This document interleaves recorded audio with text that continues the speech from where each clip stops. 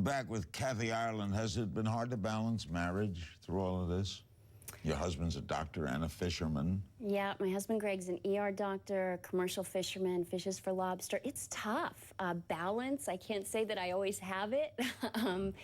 But for me, I've really found it's a matter of honoring the priorities. It's my faith, it's my family, and then it's being of service through our work. And when those priorities are not in order, I'm a disaster. I'm just crawling around, I'm trying to get from point A to point B. I'm not effective at anything. You're into brides now, huh? Doing work for brides? We are. We're serving brides from estates to bridal gowns. Just launched 30,000 designs of bridal gowns and special occasion dressings with Kathy Ireland. You're going to make a pitch to Kate Middleton? Oh, gosh.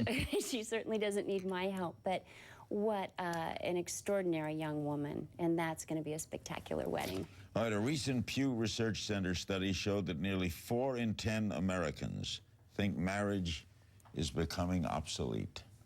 What's your reaction to that? And it's growing. It's sad. It's sad. I think it is such a special thing, a commitment. And I think in life we just don't have enough commitment. We want to bail when things get tough. And life is tough, but to work through those things, it makes you so much stronger. It's not easy, but it's so worth it. But you can have a commitment without a marriage, can't you? Or you can have a marriage that's not committed. I mean, absolutely, you can, but it's really, it's where your heart is. And people get married for all different sorts of reasons.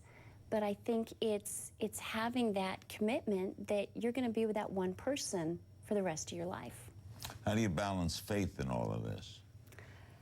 You know, Larry, it's tricky for me because I do sell a lot of stuff, and I never want to exploit my faith, yet it's something I'm not ashamed of it, and it's the most important part of my life, so I can't separate it. It's just intertwined, and it certainly impacts decisions, how we work. Do you require your children to have it? I can't. It's got to be their own choice. I share with them my faith, but I also share with them God doesn't have grandchildren. You got to have your own.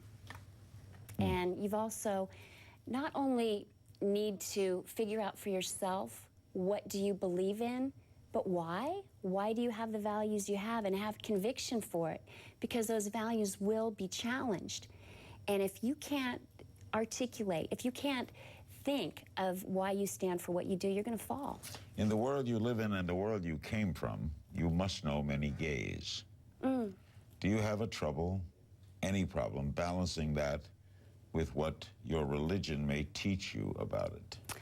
You know what's been an atrocity, Larry, is people who claim Christianity throughout the years and have hurt people so badly, from the Crusades, where thousands of Jews and Muslims were slaughtered, to the Holocaust, where 90% of Germany's citizens claimed to be church-going Christians. And while, yes, there were individuals who came to the aid of the Jews, not one Christian organization made an attempt to stop the Holocaust. It's an atrocity. And sadly, Christians have earned this reputation with hypocrisy, with about hate. Gays, you agree?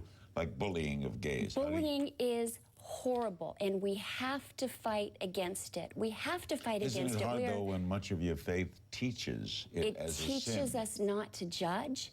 I just did a project for the Trevor Project recently. Bullying is not okay in any way, shape, or form.